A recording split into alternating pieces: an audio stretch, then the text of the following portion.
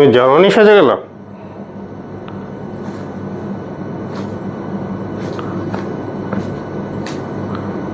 Germany 7টা গোল দিল বলে তুমি রাতারাতি জার্মানি জার্সি পরে এসেছ? হ্যাঁ, জার্মানি তো ভালো খেললো। তুমি তো আগে কখনো বলোনি তুমি জার্মানি সাপোর্ট করো। বলিনি, কিন্তু জার্মানিকে তুমি ফেলে দিয়েছিলে না? ওদের নিয়ে অত শোরগোল হয়নি, ওদের নিয়ে কোনো কথাবার্তা হয়নি, ওদেরকে কেউ ফেভারিট ধরেনি, চ্যাম্পিয়ন হওয়ার মতো দলই ধরেনি।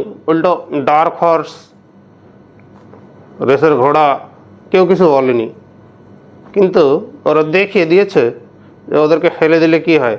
তো সে দেখে তুমি ওদের জার্সি পরে আজকে জার্মানি সেজে গেলে? সেজন্যে না, ভালো লেগেছে জার্সিটা, এই শার্টটা ওদের পছন্দ হলো তাই।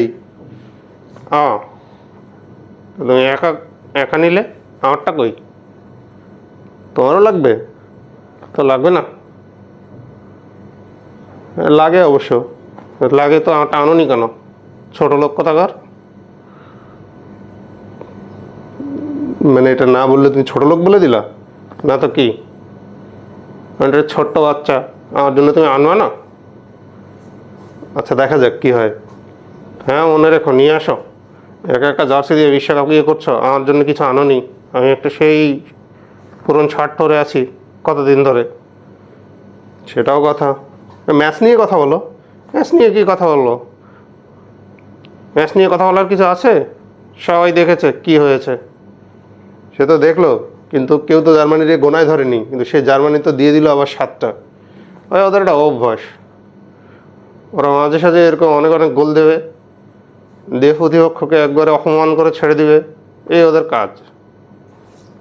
সেটাই, ওরা মাঝে সাঝে 7টা 8টা গোল দিয়ে দেয়, 5টা গোল দিয়ে দেয়। কেউ যখন ওদেরকে ধরে না, তখন ওরা নিজেদেরকে জানান দিয়ে দেয় যে আমরাও আছি। হ্যাঁ দেখো 2002 বিশ্বকাপে ওরা সৌদি আরবকে 8টা দিয়েছিল, 2014-তে ব্রাজিলকে 7টা দিয়েছিল, সেটার কথা নাই বললে আবার অনেকে কষ্ট হয়। আমাদের কাজ তো কষ্ট দেওয়া না। কিন্তু জিনিসটা হচ্ছে জার্মানি কোনো কোনো ম্যাচে যেদিন ওদের দিন যায় সেদিন ওরা এরকম মানে গন্ডা গন্ডা গোল দিয়ে দেয়। সেটাই, জার্মানির খেলা কেমন দেখলা? মানে গোল বাদে ওদের খেলা কি দেখলা? ওদেরকে ধরতে হবে, ওদেরকে হিসাবে ধরতে হবে। ওরা ওরা কোনো কথাবার্তা বলেনি, বেশি চাওয়াবাজি করেনি, আমরা অনেক ফেভারিট, আমরা চ্যাম্পিয়ন হব, বড় বড় গল্প দেয়নি। কিন্তু ওদের সিস্টেম কাজ করে গেছে। ওদের দল যত টুর্নামেন্ট আগাবে তত ভালো ফুটবল খেলবে। দেখো ওরা এই আমেরিকার আবহাওয়ায়, গরম, আর্দ্রতা সব কিছু মিলিয়ে কীরকম খেলা ধরে চমৎকারভাবে গোল বের করে নিচ্ছিল, এবং কত কম দৌড়িয়ে। সেটা ঠিক আছে, কিন্তু এটা করতে গিয়ে ওদের মাঝে মাঝে ডিফেন্সের ফাঁকও বের হয়ে যাচ্ছিলো। কুরাসাওয়ের মতো দল ওদেরকে মাঝে মাঝেই অ্যাটাক করে বিপদে ফেলে দিচ্ছিলো, একটা গোলও পেয়ে গিয়েছে। সেসব আছে, সেসব নিয়েও কাজ হবে। কোনো দলই তো পারফেক্ট না, সবারই দুর্বলতা কিছু না কিছু আছে।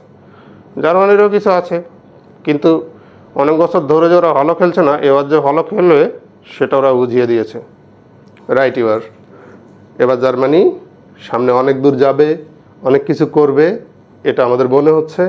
টুর্নামেন্ট যত গড়াবে, সামনে আগাবে, জার্মানির খেলা তত পরিপক্ক হবে। হ্যাঁ, এবং ওরা দ্বিতীয় রাউন্ডে ওদের একটা, মানে রাউন্ড অফ 32-তে ওদের একটা ফ্রান্সের সাথে খেলা হওয়ার কথা আছে। ওটা উতরে গেলে ওদেরকে ফাইনালের আগে আমার মনে হয় না কেউ আটকাতে পারছে। দেখা যাক, সামনে সময়ই বলে দিবে, বলে তো দিবে। কিন্তু আমি জার্মানিকে অনেক বড় দল হিসেবেই এখন ধরে নিচ্ছি, ধরতেই হবে। এত বড় জয়ের পরে না ধরে উপায় নেই। Right, wait for the German machine, wait everyone.